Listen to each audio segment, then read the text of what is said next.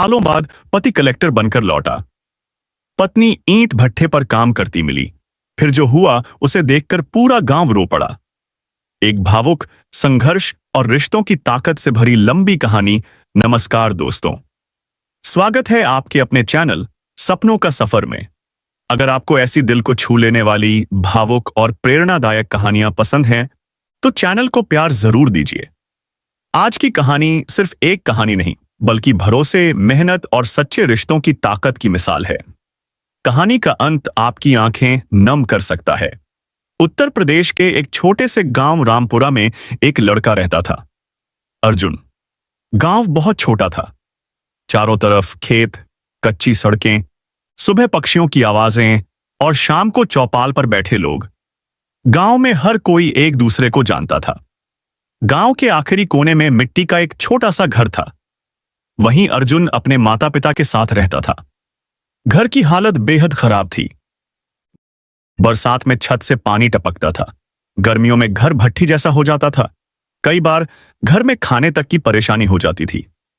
अर्जुन के पिता रामदयाल मजदूरी करते थे, लेकिन अब बीमारी की वजह से ज्यादा काम नहीं कर पाते थे। मां कमला देवी गांव के घरों में बर्तन धोती थीं। अक्सर रात को ऐसा होता कि घर में सिर्फ 2 रोटियां बनती। मां कहती, बेटा मुझे भूख नहीं है, तुम खा लो। लेकिन अर्जुन समझ जाता था, मां अपना हिस्सा उसे दे रही है। उस रात अर्जुन चुपचाप घर के बाहर आकर आसमान देखने लगा। उसकी आंखों में आंसू थे। उसने मन ही मन कहा, एक दिन मैं सब बदल दूंगा। अर्जुन बचपन से पढ़ाई में बहुत तेज था। स्कूल में हर साल पहले नंबर पर आता। गांव के मास्टर जी भी कहते, अगर इस लड़के को मौका मिला तो बहुत आगे आगे जाएगा। लेकिन गांव के कुछ लोगों को दूसरों के सपनों पर हंसने की आदत थी। एक दिन अर्जुन स्कूल से लौट रहा था। रास्ते में चाय की दुकान पर कुछ लोग बैठे थे। एक आदमी बोला, लो आ गया कलेक्टर साहब। दूसरा जोर से हंसने लगा, अरे ये कलेक्टर नहीं, मजदूर बनेगा मजदूर। सब हंसने लगे। अर्जुन कुछ देर रुका। उसने सबकी बातें सुनी, लेकिन बिना कुछ बोले आगे बढ़ गया, क्योंकि उसे पता था गरीब इंसान अगर जवाब देता है तो लोग भूल जाते हैं, लेकिन वक्त जवाब देता है तो दुनिया याद रखती है। उसी गांव में एक लड़की रहती थी, सावित्री। सावित्री बहुत समझदार थी। उसे दूसरों की मदद करना अच्छा लगता था। गांव में किसी को दवा चाहिए होती तो सबसे पहले वही पहुंचती। किसी बुजुर्ग को सड़क पार करनी होती तो वह मदद करती। धीरे धीरे अर्जुन और सावित्री की मुलाकात होने लगी। पहले कुएं पर, फिर मंदिर के बाहर, फिर मेले में। धीरे धीरे दोस्ती बढ़ने लगी। एक दिन सावित्री ने पूछा, तुम हमेशा इतने चुप क्यों रहते हो? अर्जुन हल्का मुस्कुराया, फिर बोला, क्योंकि मेरे सपने बहुत बड़े हैं। सावित्री ने पूछा, कौन सा सपना? अर्जुन बोला, मैं बड़ा अफसर बनना चाहता हूं।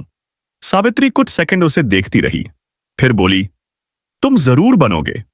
उस दिन अर्जुन को पहली बार लगा कि कोई उसकी गरीबी नहीं, उसके सपनों को देख रहा है। समय गुजरता गया। धीरे धीरे दोनों के परिवारों को भी उनकी दोस्ती के बारे में पता चला। कुछ समय बाद घर वालों ने दोनों की शादी कर दी। शादी बहुत साधारण थी, न बैंड बाजा, न बड़ी सजावट, लेकिन उस शादी में खुशियां बहुत थीं। सावित्री जब पहली बार घर आई तो उसने घर की हालत देखी। टूटी दीवारें, पुराना सामान, बीमार ससुर, लेकिन उसके चेहरे पर एक बार भी शिकायत नहीं आई, क्योंकि उसने घर नहीं, रिश्ता चुना था। शादी के कुछ महीने बाद एक रात दोनों घर के बाहर बैठे थे। आसमान में तारे चमक रहे थे। ठंडी हवा चल रही थी। अचानक अर्जुन बोला, सावित्री मुझे डर लगता है। सावित्री ने पूछा, किस बात का? अर्जुन बोला, मुझे डर है कि मैं जिंदगी में कुछ नहीं कर पाया तो। कुछ पल की खामोशी रही। फिर सावित्री बोली, जब तक मैं हूं तुम हार नहीं सकते। अर्जुन उसकी तरफ देखने लगा। सावित्री बोली, तुम पढ़ाई करो, बाकी सब मैं संभाल लूंगी। अर्जुन बोला, कैसे? सावित्री मुस्कुराई, मेहनत करके। उस रात अर्जुन बहुत देर तक सो नहीं पाया। उसे जिंदगी में पहली बार ऐसा साथी मिला था जिसने उसके हालात नहीं, उसकी मंजिल देखी थी। कुछ दिनों बाद अर्जुन शहर चला गया।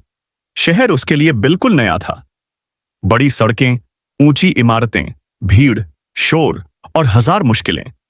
वह दिन में लाइब्रेरी में पढ़ता, रात में होटल पर काम करता, कभी स्टेशन पर सामान उठाता, कभी बच्चों को ट्यूशन पढ़ाता। कई कई रातें ऐसी गुजरी जब उसके पास खाने के पैसे नहीं होते थे, लेकिन हर बार वह आईबू अपनी जेब से सावित्री की तस्वीर निकालता और खुद से कहता, मैं हार नहीं मान सकता। उधर गांव में सावित्री की जिंदगी भी आसान नहीं थी। पहले उसने खेतों में काम किया, फिर घरों में काम करना शुरू किया, लेकिन खर्च लगातार बढ़ते जा रहे थे। एक दिन मजबूरी में उसे गांव के पास ईंट भट्ठे पर काम करना पड़ा। सुबह सूरज निकलने से पहले उठना, कई किलोमीटर पैदल चलना, फिर पूरे दिन ईंट ढोना, धूप, धूल और थकान। लेकिन उसके चेहरे पर कभी शिकायत नहीं होती थी, क्योंकि उसके मन में सिर्फ एक भरोसा था, मेरा अर्जुन जरूर लौटेगा। धीरे धीरे साल गुजरते गए और फिर एक दिन अचानक अर्जुन के फोन आने बंद हो गए। न कोई चिट्ठी, न कोई खबर। सावित्री रोज इंतजार करती। शाम को गांव की सड़क पर बैठ जाती, लेकिन हर शाम खाली गुजर जाती।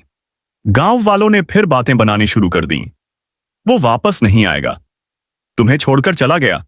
लेकिन सावित्री हर बार सिर्फ मुस्कुराती और कहती, मुझे अपने पति पर भरोसा है। 7 साल बाद एक सुबह अचानक गांव में कई बड़ी गाड़ियां आकर रुकीं। सायरन बज रहे थे, पुलिस वाले उतर रहे थे, पूरा गांव इकट्ठा हो गया। लोग हैरान थे। फिर गाड़ी का दरवाजा खुला। एक जवान अधिकारी नीचे उतरा, काला चश्मा, सफेद शर्ट, आत्मविश्वास से भरा चेहरा। तभी एक बुजुर्ग जोर से बोला, अरे ये तो अर्जुन है। पूरा गांव सन्न रह गया, लेकिन अर्जुन की नजरें सिर्फ किसी एक को ढूंढ रही थीं। उसने पूछा, सावित्री कहां है? और जवाब सुनते ही उसकी आंखें भर आईं। ईंट भट्ठे पर अर्जुन एक पल के लिए बिल्कुल शांत खड़ा रह गया, जैसे उसके पैरों तले जमीन खिसक गई हो। उसके कानों में सिर्फ एक ही शब्द गूंज रहा था, ईंट भट्ठे पर। उसने दोबारा पूछा, क्या कहा आपने? गांव के बुजुर्ग ने धीरे से कहा, बेटा, पिछले कई सालों से वही काम कर रही है। तुम्हारे घर को संभाला, तुम्हारे मां बाप को संभाला और खुद की परवाह करना भूल गई। ये सुनते ही अर्जुन की आंखें भर आईं। जिस लड़की ने उसके सपनों को अपना सपना बना लिया था, आज वही धूप में मजदूरी कर रही थी। अर्जुन बिना एक सेकंड गनवाए गाड़ी की तरफ बढ़ा, लेकिन फिर अचानक रुक गया। उसने ड्राइवर से कहा, गाड़ी नहीं, मैं पैदल जाऊंगा। अधिकारी हैरान रह गए। पुलिस वाले भी एक दूसरे का चेहरा देखने लगे, लेकिन अर्जुन किसी की बात सुनने की हालत में नहीं था। वह तेजी से ईंट भट्ठे की तरफ चल पड़ा। गांव वाले भी पीछे पीछे आने लगे। रास्ते में अर्जुन की आंखों के सामने पुराने दिन घूमने लगे। वही गांव की सड़क, वही पेड़, वही जगह जहां कभी वह और सावित्री बैठकर बातें किया करते थे। अचानक उसकी नजर सड़क किनारे लगे पुराने बरगद के पेड़ पर पड़ी। वही पेड़ जिसके नीचे बैठकर एक दिन सावित्री ने कहा था, तुम सिर्फ सपना मत देखना अर्जुन, उसे पूरा भी करना। अर्जुन की चाल धीमी हो गई।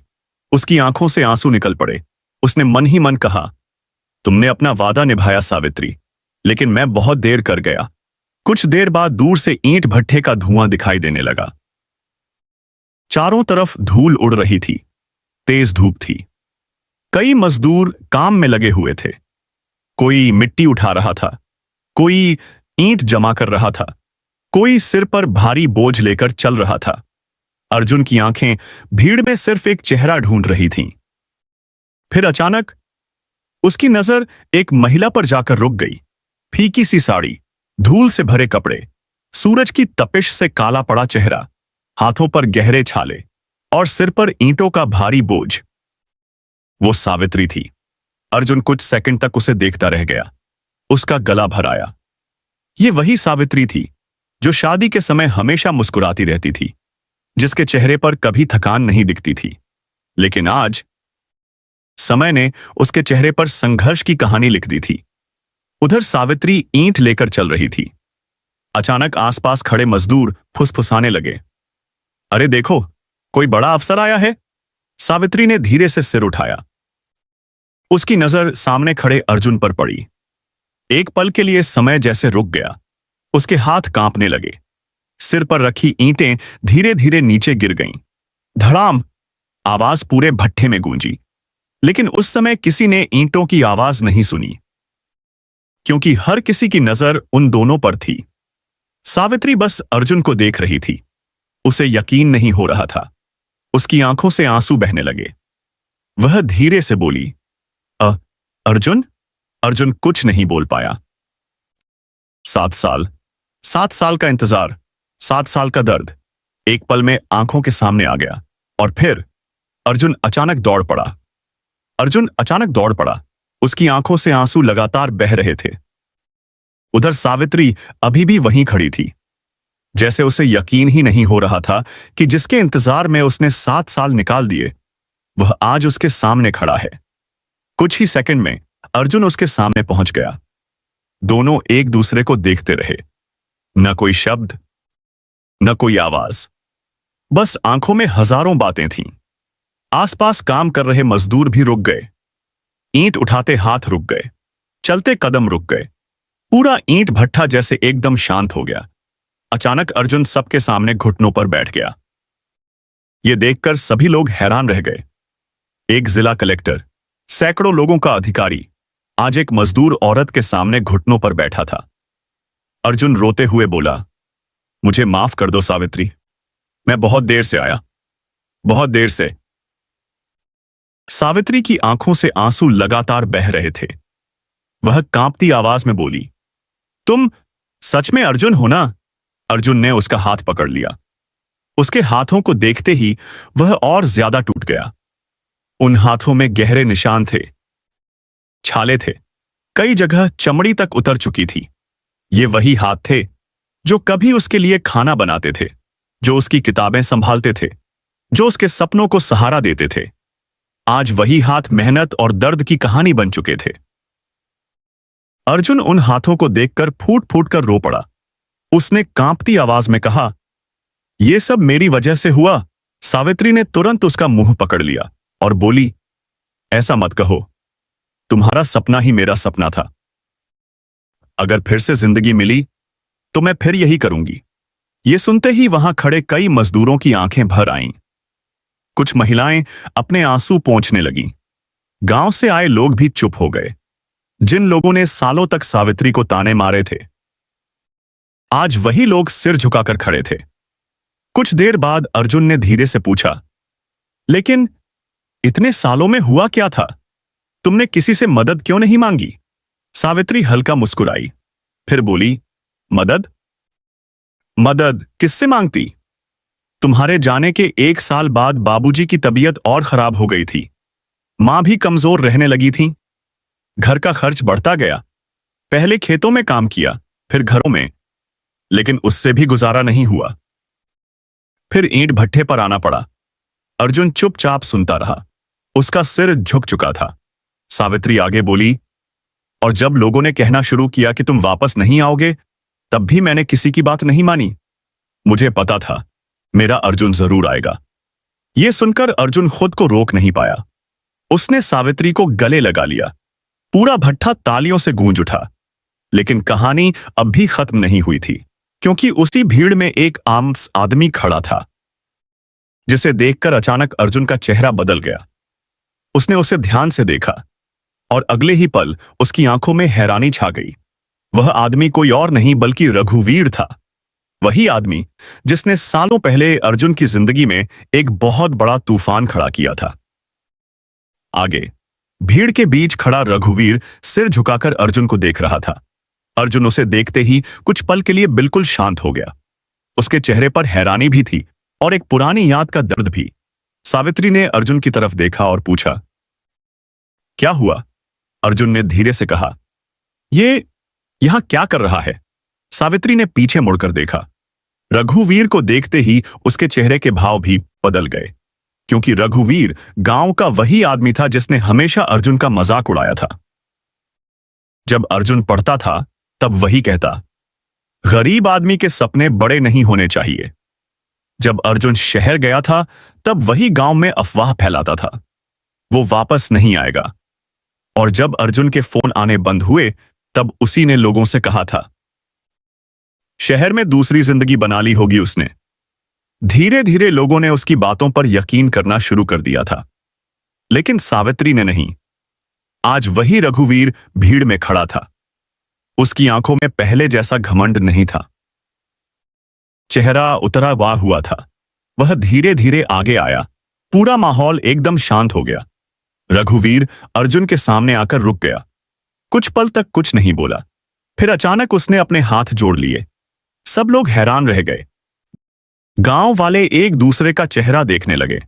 रघुवीर की आंखें भर आईं। वह बोला, अर्जुन, मुझे माफ कर दो। अर्जुन चुप रहा। रघुवीर की आवाज कांप रही थी।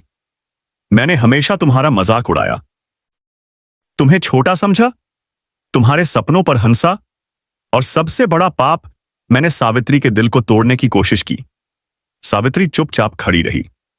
रघुवीर ने नीचे देखते हुए कहा, लेकिन आज समझ आया कि इंसान की पहचान उसके कपड़ों या पैसों से नहीं होती, उसके इरादों से होती है। इतना कहते कहते उसकी आवाज भर्रा गई। पूरा भट्ठा शांत था, सिर्फ हवा की आवाज सुनाई दे रही थी। कुछ सेकंड बाद अर्जुन धीरे धीरे उसके पास गया।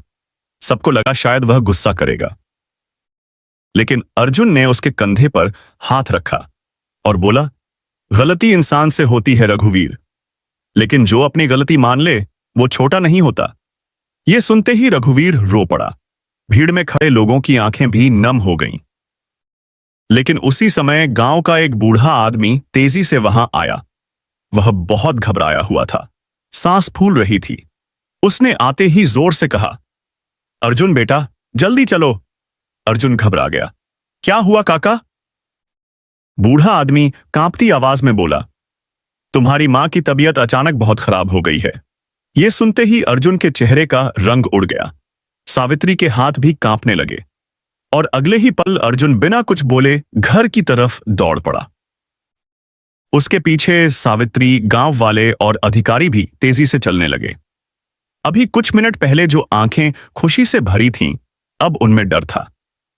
अर्जुन के मन में बार बार एक ही बात घूम रही थी, हे भगवान, मां को कुछ नहीं होना चाहिए। रास्ते भर उसके कदम तेज होते जा रहे थे। उसे याद आने लगा, वही मां जो खुद भूखी रहकर उसे खाना खिलाती थी। वही मां जो रात को देर तक जागकर उसकी किताबों पर पुराने अखबार चढ़ाती थी।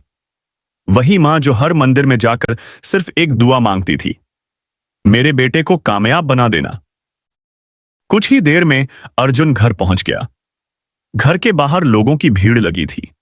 अर्जुन का दिल और घबराने लगा। वह तेजी से अंदर गया। अंदर चारपाई पर उसकी मां कमला देवी लेटी हुई थी। सावित्री उनके सिर के पास बैठी थी। एक गांव का वैद्य दवाई दे रहा था। कमला देवी की आंखें आधी बंद थीं। अर्जुन धीरे धीरे उनके पास गया और कांपती आवाज में बोला, मां। कमला देवी ने आंखें खोलने की कोशिश की। धीरे धीरे उनकी नजर अर्जुन पर पड़ी।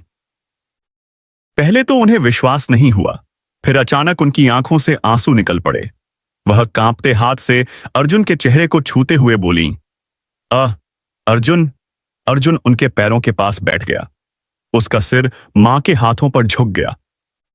सालों से जमा दर्द जैसे बाहर निकल आया। वह बच्चे की तरह रो पड़ा, मां, मैं आ गया। देखो मां, तुम्हारा बेटा लौट आया। कमला देवी भी रो रही थीं। आसपास खड़े लोग भी अपनी आंखें पोंछ रहे थे। कुछ देर बाद मां ने धीरे से पूछा, बेटा, सच बता, तू ठीक है ना? अर्जुन ने मुस्कुराने की कोशिश की। हाँ मां, अब सब ठीक है। कमला देवी ने कांपती आवाज में कहा, मुझे पता था मेरा बेटा जरूर आएगा।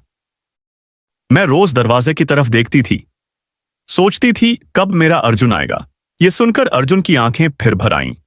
तभी उसकी नजर घर के कोने पर पड़ी। वहीं एक पुराना लकड़ी का बक्सा रखा था। बक्सा थोड़ा खुला हुआ था। अंदर कुछ कागज दिखाई दे रहे थे। अर्जुन धीरे धीरे वहां गया। उसने बक्सा खोला और अगले ही पल उसके हाथ कांपने लगे। अंदर बहुत सारी पुरानी चिट्ठियां रखी थीं। हर चिट्ठी पर उसका नाम लिखा था, मेरे अर्जुन के लिए। अर्जुन हैरानी से सावित्री की तरफ देखने लगा। ये क्या है? सावित्री चुपचाप खड़ी थी, उसकी आंखें झुकी हुई थीं। अर्जुन ने पढ़ना शुरू किया। मेरे अर्जुन, आज तुम्हें शहर गए पूरा 1 साल हो गया। आज मां पूरे दिन तुम्हें याद करके रोती रही। बाबूजी बाहर आंगन में बैठे तुम्हारी पुरानी किताबें देखते रहे। मैंने उनसे कहा कि तुम एक दिन जरूर लौटोगे। आज पहली बार मैंने खेतों में काम किया। हाथों में बहुत दर्द हो रहा है, लेकिन जब तुम्हारा सपना याद आता है तो सब ठीक लगने लगता है। तुम अपना ख्याल रखना, खाना समय पर खाना, और हां, हार मत मानना। चिट्ठी पढ़ते पढ़ते अर्जुन की आंखों से आंसू टपकने लगे। उसने जल्दी से दूसरी चिट्ठी खोली। उसमें लिखा था, मेरे अर्जुन, आज गांव के कुछ लोगों ने कहा कि तुम वापस नहीं आओगे।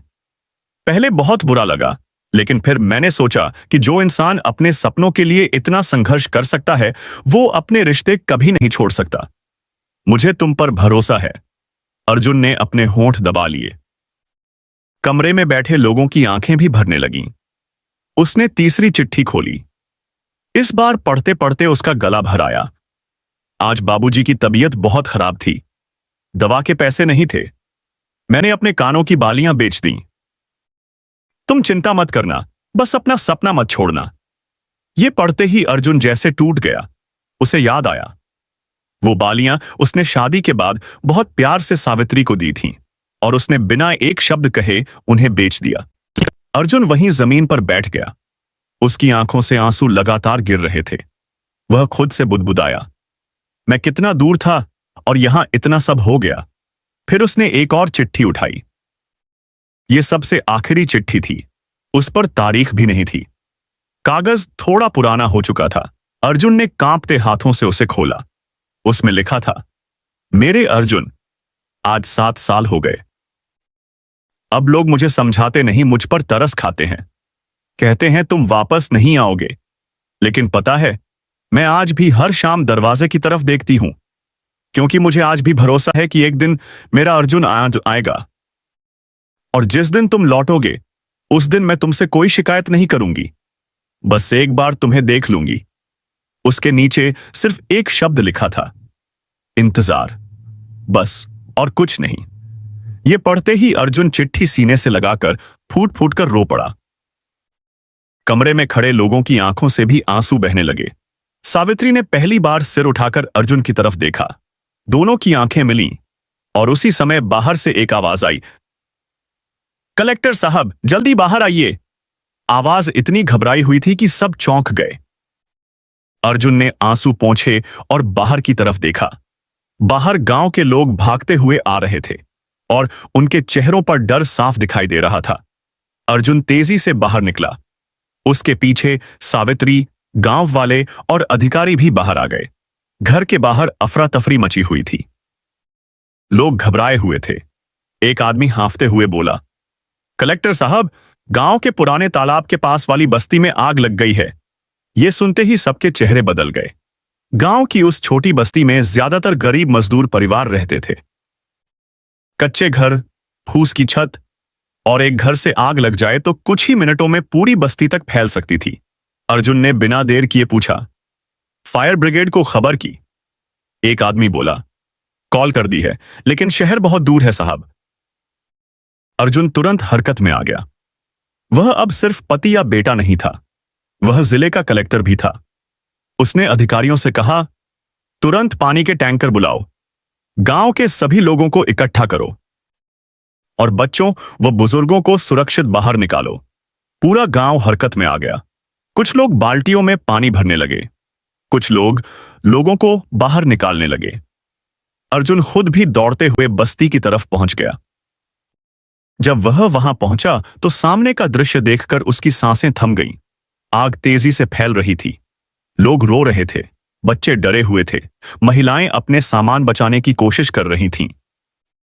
तभी भीड़ से एक महिला जोर जोर से रोते हुए चिल्लाई, मेरा बच्चा अंदर रह गया। यह सुनते ही सब सन्न रह गए। महिला रोते हुए बोली, मेरा बेटा अंदर सो रहा था। सबकी नजर जलते घर की तरफ गई। आग बहुत तेज थी। कोई अंदर जाने की हिम्मत नहीं कर रहा था। अधिकारी चिल्लाए, कोई अंदर नहीं जाएगा। लेकिन अगले ही पल सब लोग हैरान रह गए, क्योंकि अर्जुन तेजी से उस घर की तरफ दौड़ पड़ा। सावित्री जोर से चिल्लाई, अर्जुन नहीं। लेकिन अर्जुन रुकने वाला नहीं था। वह आग की लपटों के बीच घर के अंदर घुस गया। पूरा गांव सांस रोककर खड़ा था। कुछ सेकंड, फिर 1 मिनट, फिर 2 मिनट, लेकिन अर्जुन बाहर नहीं आया। सावित्री की आंखों से आंसू बहने लगे। उसके हाथ कांपने लगे। वह बस भगवान से प्रार्थना कर रही थी, हे भगवान, इन्हें कुछ मत होने देना। और तभी